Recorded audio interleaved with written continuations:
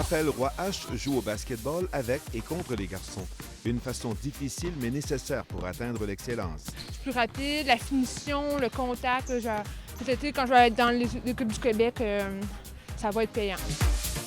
Le nageur Samuel Wong représente aussi un espoir de médaille, au moins aux 100 mètres papillon. Le soccer sherbrookeois sera aussi bien représenté. Prétendante à l'équipe nationale junior, Sarah Maud Bouchard-Canuel, qui se remet d'une grave blessure, devrait joindre l'équipe du Québec sans problème. Et Jérémy Gagnon-Laparé de l'Académie de l'Impact a déjà hâte de rivaliser avec les autres provinces. Je vois ça comme une autre chance de prouver le talent qu'on a ici au Québec. Donc on se connaît bien, on a vécu beaucoup de choses ensemble. L'année passée, on a gagné le championnat canadien ensemble.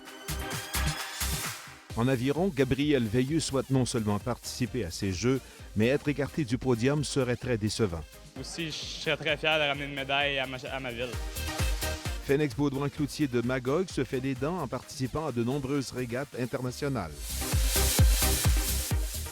Émilie Simard revient aussi de la Floride avec les autres kayakistes québécois.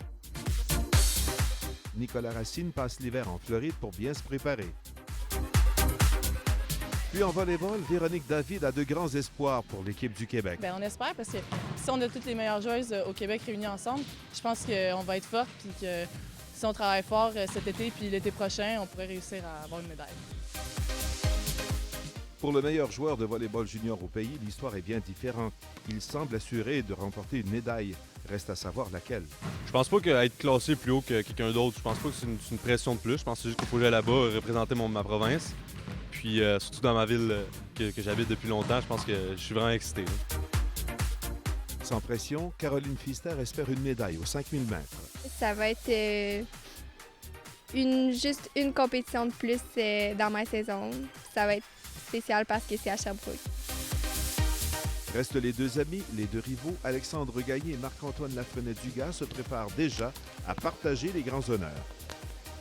Le prestige de la médaille d'or des Jeux du Canada, il est énorme. Fait que l'enjeu, il est bon pour les deux. Un top 13 pour les Jeux de 2013 pour réaliser que Sherbrooke se prépare non seulement à recevoir des éloges, mais aussi plusieurs médailles.